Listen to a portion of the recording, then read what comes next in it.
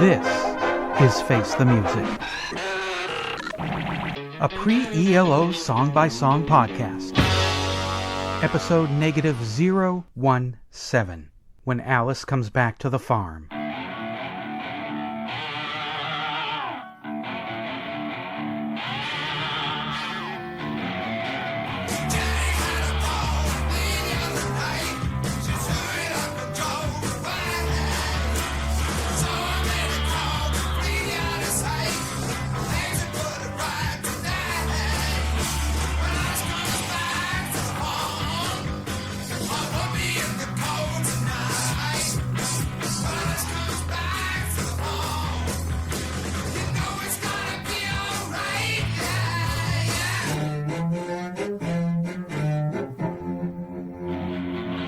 What's that song all about? When Alice Comes Back to the Farm is the fourth track on the Move's third studio album, Looking On, released on December the 11th, 1970. It was released as a single in September 1970.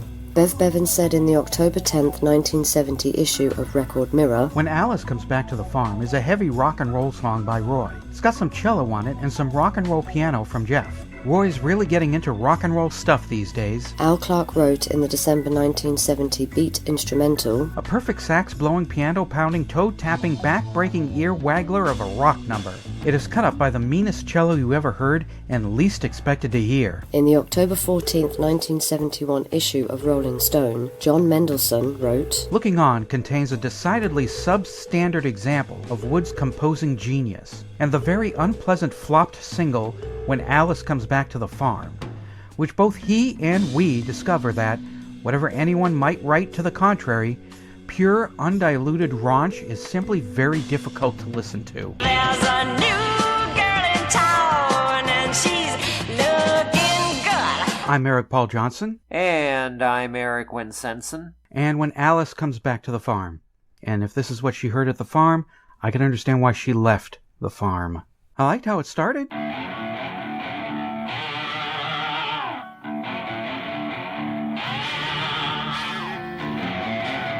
I like that slide guitar thing. That was cool. Oh, this is probably going to go into something good and rocking and enjoyable.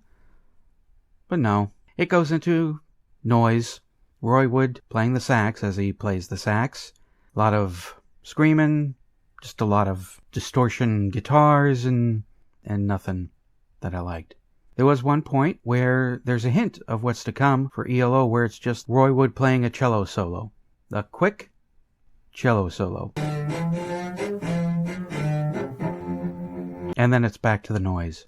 So, I do not want to go on to this farm. Well, the reason Alice came back was because of the cocks.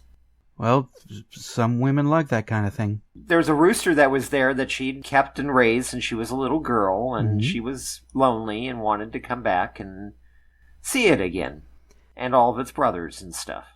So she raised the cock and wanted it back. Exactly. Mm-hmm. Yep, because all women are desperate to hear this song about when Alice comes back to the farm. You thought I was going to head in a completely wrong direction there. I always do. Well, I think we're back to our normal scheduled programming this week. Eric Paul does not like anything above the volume of Lawrence Welk. And I'm perfectly fine with that rock and roll that them kids love so much. I mean, it's nothing new here. I've always been like that. Yeah, there's nothing new to the song either, but it works. I just enjoy listening to something like this. It's less than 4 minutes. It's like 3:45 or something like that. Thankfully, yes. It's a nice, tight little song, which is something that Roy Wood needs to do, and I think Roy Wood did do it better on California Man later on. I really like this, and for once, when it says piano by Jeff Lynne, because I've seen this on this album so far, piano by Jeff Lynne, piano by Jeff Lynne. Ghost Piano by Jeff Lynne. Here we have Piano by Jeff Lynne.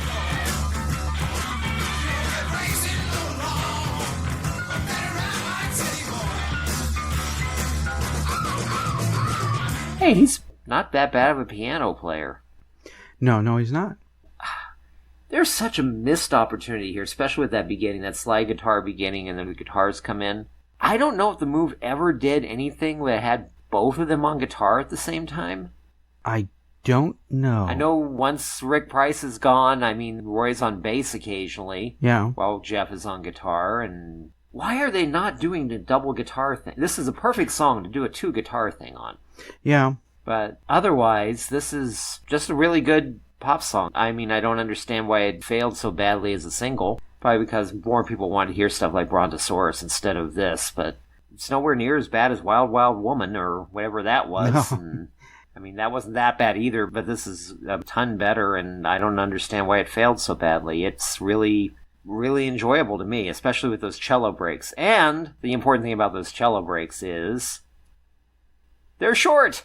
I read this on Wikipedia, so take this as you will, that this was kind of intended for this ELO project that Jeff and Roy are starting to make some start work on. Because I think 10538 Overture was also in early progress at this point, at least by the time of working on this album.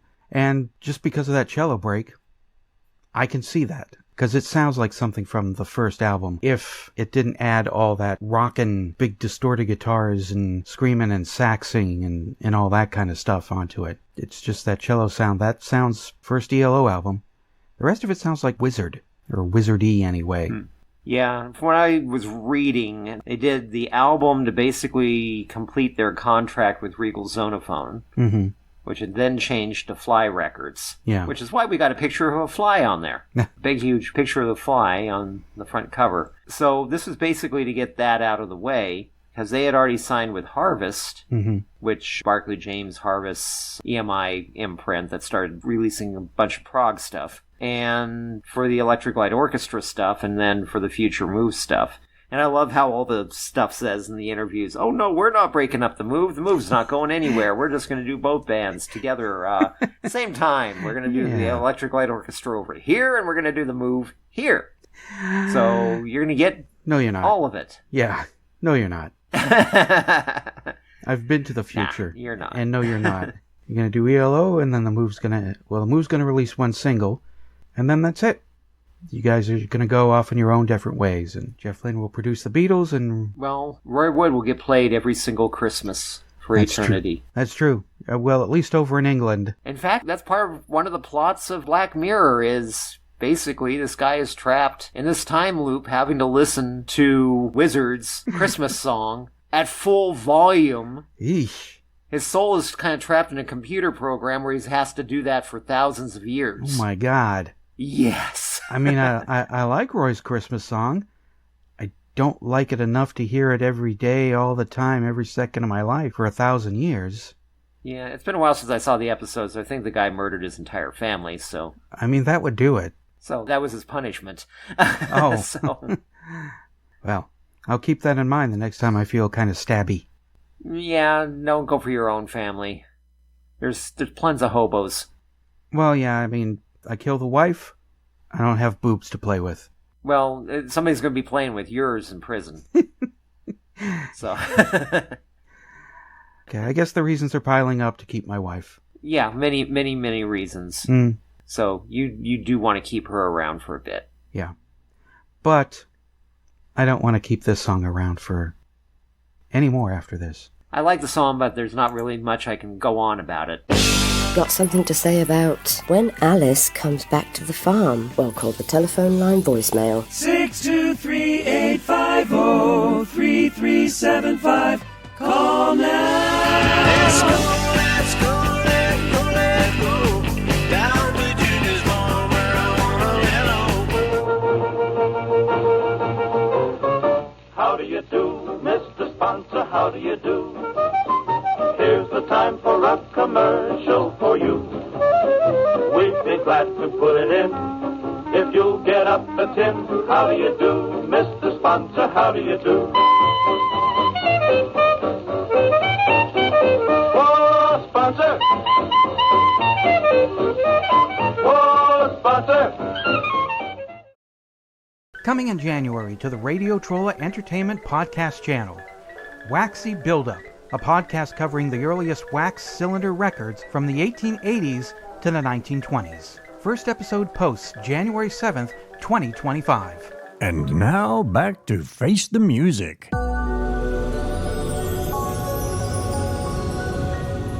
Was it a hit or was it?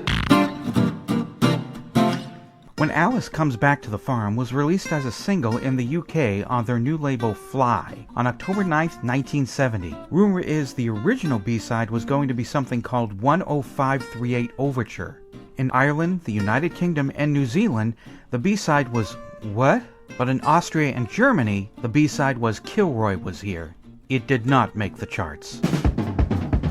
Face the Music, a pre-ELO song-by-song podcast, is a production of Radio Trolla Entertainment Assorted Deli Meats Amalgamated. You can contact us by voicemail at 623-850-3375 or email us at eloftmpodcast@gmail.com and we'll read and reply to it on the show. Keep up to date by joining our Facebook group and spread the word by sharing the link or giving us a quick rating on iTunes. Subscribe to our YouTube page, the Electric Light Orchestra Podcast channel, to hear other goodies. You can financially support the podcast at patreon.com/ELOpod or PayPal using the podcast's email address, or send a check or money order to P.O. Box 1932, Superior, Arizona 85173.